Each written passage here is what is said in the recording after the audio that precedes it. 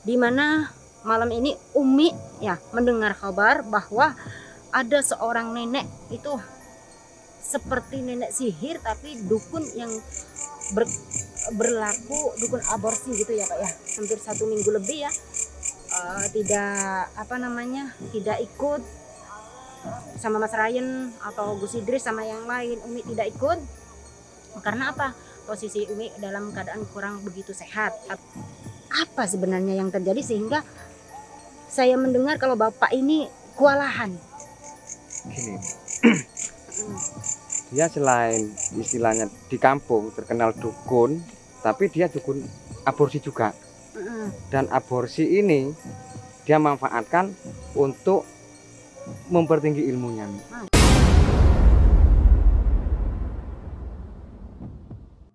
Pondok Pesantren Tahfidzul Quran Thoriqul Jannah Malang adalah lembaga pendidikan yang menyelenggarakan program pendidikan terpadu. Program utamanya yaitu tahfidz Al-Quran 30 juz bersanad, yaitu sanad Imam Hafiz. Yang kedua, tafakuh, memahami dan mendalami ajaran agama Islam. Dan yang ketiga yaitu ilmu hikmah, yaitu ilmu yang mempelajari tentang Al-Quran dan hadis serta untuk mendekatkan diri kepada Allah. Harta yang kita cari pagi, petang, siang, dan malam itu belum tentu kita nikmati. Maka salah satu investasi akhirat sampai ke alam barzah kita adalah pembangunan pondok pesantren. Di antaranya yang terpercaya pembangunan pondok pesantren Tahfidzul Quran Thoriqul Jannah Malang. Rekening BCA 12308265508 atas nama Khalifah, pendiri Pondok Pesantren Tahfidzul Quran Thoriqul Jannah.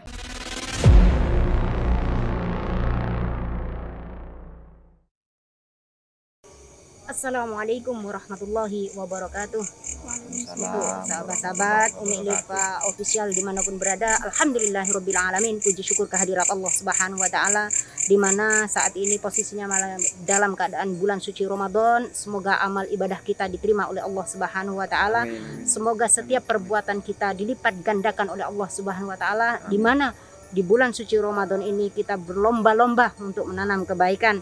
Sekecil apapun kebaikan itu insya Allah dilipat gandakan oleh Allah Subhanahu wa taala. Mumpung masih ada kesempatan sahabat, alhamdulillah malam ini berjumpa lagi dengan Umi dan juga Mbak Devi dan juga Bapak siapa?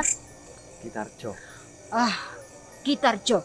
Di mana malam ini Umi ya mendengar kabar bahwa ada seorang nenek itu seperti nenek sihir tapi dukun yang berlaku dukun aborsi gitu ya Pak ya. Dimana ini udah meresahkan sahabat. Ini beberapa hari, hampir 1 minggu lebih ya, tidak ikut sama Mas Ryan atau Gus Idris sama yang lain. Umi tidak ikut karena apa? Posisi Umi dalam keadaan kurang begitu sehat. Tapi alhamdulillah puji syukur kehadirat Allah, dimana malam ini Umi diberi kesempatan oleh Allah, diberi kesehatan karena tergerak hati. Banyak janin yang berguguran, banyak janin yang berjatuhan, yang seharusnya janin itu harus lahir ke bumi, bisa menjadi seorang pemimpin, bisa menjadi seorang imam yang baik, bisa mengarahkan dakwah Islam, tapi sama orang tuanya dibuang gitu ya Pak ya, yang belum waktunya lahir dipaksa untuk lahir. Insya Allah ini sahabat ya, aborsi ini adalah sesuatu perbuatan dosa besar. Karena apa? Di sini udah menghilangkan nyawa manusia yang tidak bersalah. Hati-hati dengan ibu, orang tua yang telah berani menggugurkan atau membuang janinnya, maka anak itu nanti akan menuntut kepada Allah bahwasanya orang tuanya tidak diridhoi hidup di buminya Allah. Itu permintaan dari janin itu, dan janin itu permintaannya dikabulkan sama Allah sebelum orang tua itu bertobat. Maka hati-hati sahabat, jangan pernah melakukan pergaulan bebas sampai melampaui batas atau permasalahan apapun. Di saat Allah memberikan amanah berupa janin, berupa anak, itu adalah amanah dari Allah yang harus kita jaga, harus kita perjuangkan bisa lahir ke dunia dalam keadaan sehat walafiat, jangan malah dibunuh dengan cara yang sadis, kan gitu Pak ya. Jadi saya ingin cerita yang sebenarnya itu dari Ki siapa tadi? Ki Darjo. Apa sebenarnya yang terjadi sehingga saya mendengar kalau Bapak ini kewalahan? Gini, ngaten Mi, Mbah Giem ini dia selain istilahnya di kampung terkenal dukun, tapi dia dukun aborsi juga. Dan aborsi ini dia manfaatkan untuk mempertinggi ilmunya Mi. Jadi Mbah Giem ini Mi sungguh sangat-sangat sakti Mi. Sangat sakti. Saya sendiri sampai saat ini saya masih trauma Mi. Udah pernah melakukan apa? Jadi waktu itu gini. Jadi temen anak saya kuliah, ya, dia punya temen dan sempat berhubungan yang di luar pernikahan. Jadi sampai dan temen anak saya ini mau bertanggung jawab, gitu. Akan tetapi yang perempuan dia malu kalau melahirkan anak di luar nikah. Sebelum menikah, malu sama teman-teman di kampus katanya. Dan akhirnya dia bertemu dengan Mbah Giem. Nah, di situ saya ke sana menemui Mbah Giem. Saya coba untuk negosiasi, saya bermusyawarah dengan Mbah Giem ini nih, secara baik-baik karena satu kampung kan gitu. Akan tetapi Mbah Giem sangat marah, murka sama saya. Alasannya Mbah Giem waktu itu anak yang mau diaborsi ini salah satu syarat yang dibutuhkan Mbah Giem untuk memperdalam ilmu hitamnya.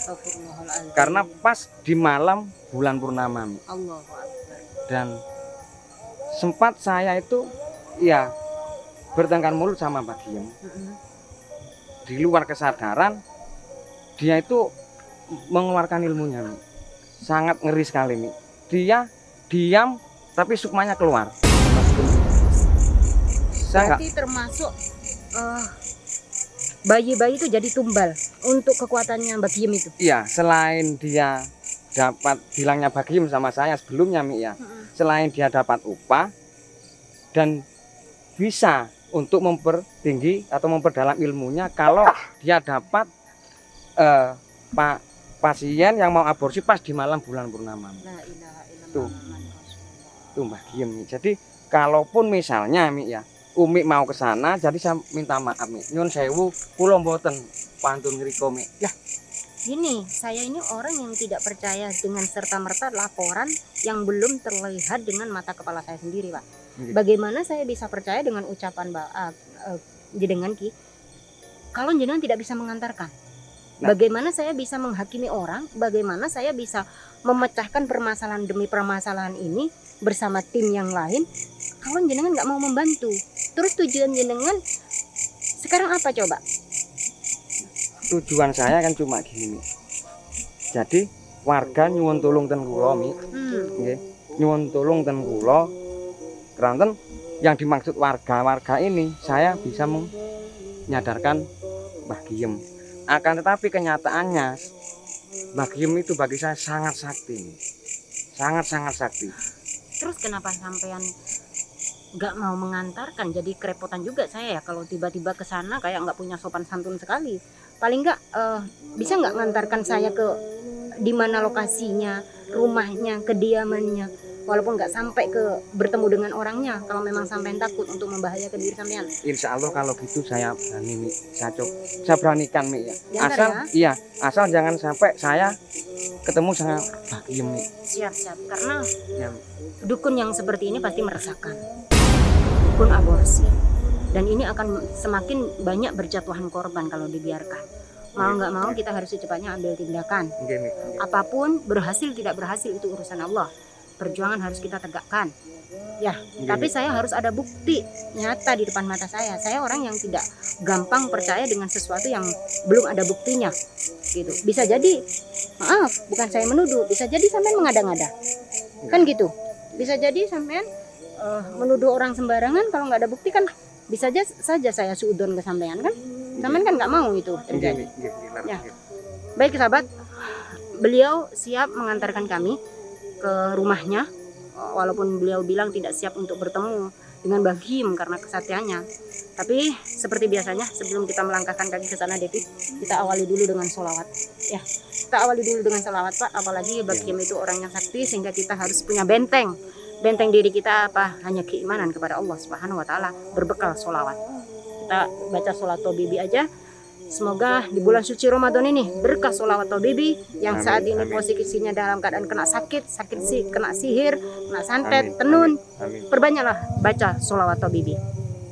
Allahumma salli wa sallim ala sayyidi wa habibi wa tabibi qalbi wa jasadi wa ruhi sayyidi rasulillah Muhammad ibni Abdillah as-sadiqil amin wa ala alihi wa sahbihi ajma'in. Allah Allahumma salli wa sallim ala sayyidi wa habibi wa tabibi qalbi wa jasadi wa ruhi sayyidi Muhammad ibni Abdillah as-sadiqil amin wa ala alihi wa sahbihi ajma'in. Baik sahabat, kita langsung aja Bapak tunjukkan jalan di mana saya harus menuju ke rumah Bagim ya. Semoga beliau nanti juga ada di tempat di kediamannya. Berhasil tidak berhasil, doa dari netizen Umi tunggu ya, doakan Umi juga dalam keadaan sehat terus, Mbak Devi juga sehat terus, beliau juga tujuannya baik, tujuannya mulia, semoga dijaga oleh Allah Subhanahu Wa Taala. Mari Pak, monggo. Oke, monggo. Kita ngikut. Jalannya aja serem kayak gini, apa namanya? Kedalaman banget nih. Jam apa namanya? Bagim ini apa ritualnya udah lama? Oke. Kemungkinan lama Mi. Lama ya? Ya. Sehingga udah nggak bisa lagi dinasehati. Ini rumahnya masih jauh apa enggak? Yang ini 1, 2, 3 rumah gini. Oh ya monggo. Pastinya berdosa banget ya kalau misalnya ada orang yang menggugurkan anaknya kayak gitu, apalagi kalau misalnya berhubungan tanpa di luar nikah gitu. Terus dosanya juga ini menggugurkan anak, jadi berkali-kali lipat kayak ini gitu. Menggugurkan itu membunuh ya. Membunuh itu adalah bagian dari dosa besar. Dan dimana jangan dikira janin yang udah dititipkan di rahim seorang ibu itu gak ada ruhnya, ada ruhnya. Dan disitulah nanti janin itu bisa dia keluar, tidak diakui sama orang tuanya, digugurkan dengan paksa yang seharusnya itu di dunia dia lahir. Mohon maaf Mi. Iya ya. Ngapunten ya. Udah di sekitar sini. Iya, saya nggak berani sampai ke sana, takut ketemu Bagim Mi. Berarti kita harus ke sana sendiri. Wah, itu rumahnya Mi, rumahnya Bagim yang di ujung itu Mi. Siap. Ya, Oke. makasih. Iya. Iya. Nanti kalau saya butuh apa-apa, saya konfirmasi lagi ya. Untuk sekarang kalau memang jenengan tidak berani untuk ke sana, oke lah, saya memaklumi dan terima kasih informasinya. Saya akan lanjut perjalanan. Monggo Mi. Nggih. Assalamualaikum. Waalaikumsalam. Merinding. Pasti apa ya? Orang belajar ilmu itu nggak ada rasa takut sama. Iya, tapi merinding banget ya. Bisa kali ya?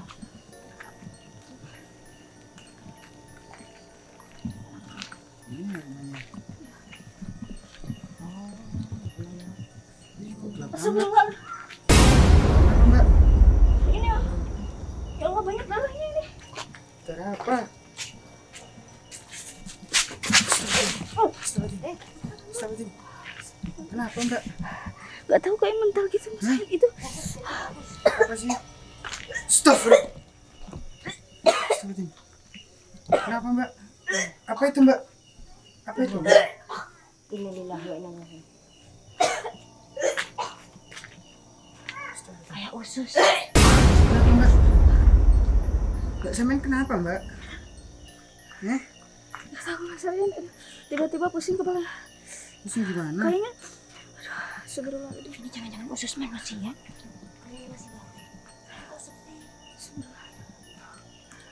Itu banyak darahnya lagi. Jangan mendekat dulu. Iya tadi tiba-tiba saya kental gitu nih. Kamera, kelihatan nggak kamera?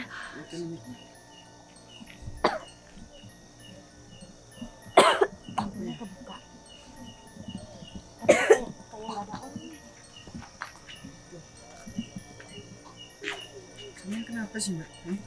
Kok menangis?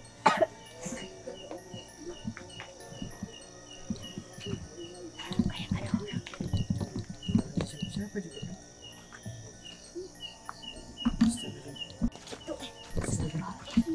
Enggak, pintunya kebuka. Mbak, ini jagain Mbak. Ini kan lagi itu Mbak. Ya teman-teman. Ini Umi, sahabat-sahabat kan nanyain ke Umi. Dari kemarin saya yang tampil, bukan Umi gitu Umi. Umi lagi nggak enak badan. Dapatnya doain Umi sehat. Ya. Oh sampai hati nih. Ini kayak Astagfirullah. usus manusia nih. Coba deh, dulu ambil lagi.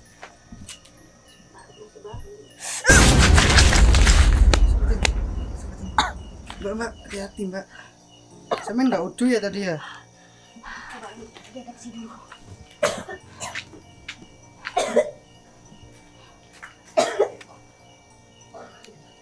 Ya, baunya Mbak. Kok nggak ada orang di dalam ya?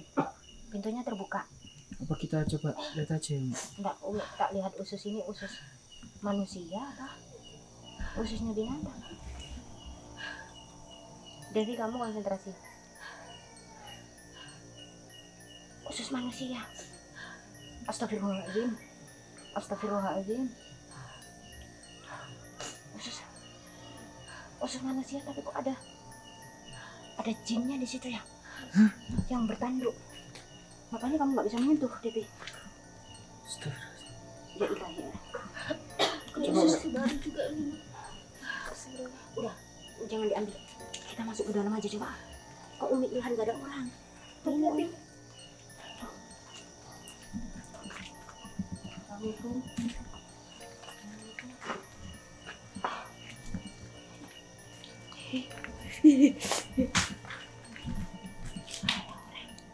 Darah di mana-mana berceceran. Innalillahi. Astagfirullah. Ini juga gelap lagi. Ini ada burung ketutuk itu yang biasa ada makhluk halus berbunyi. Aku merinding ya Allah. Ini ada.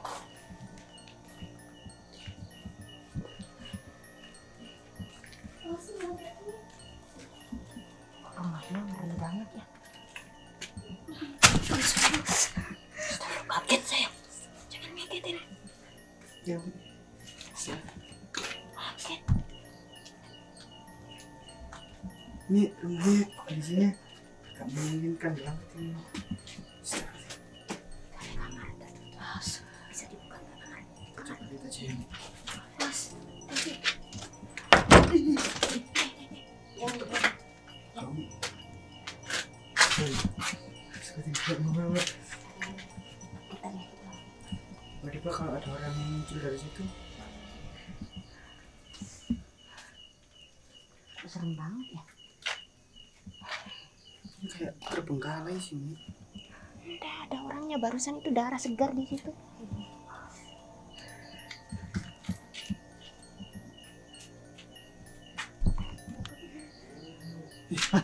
Suara apa itu? Ada suara apa? Ada orang, tapi nggak Ya Umi nggak kelihatan.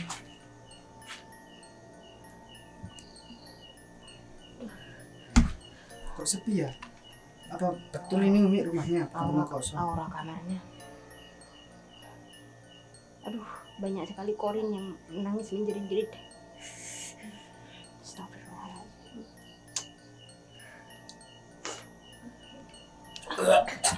Aduh, saya kok tiba-tiba pusing Umi. Ini ada darah lagi. Kasih dulu, keluarin. Ya Umi, Membayar apa? kita closing Umi. Itulah sahabat, saya tutup dulu, saya akhiri. Ya mungkin cukup sekian. Assalamualaikum warahmatullahi wabarakatuh.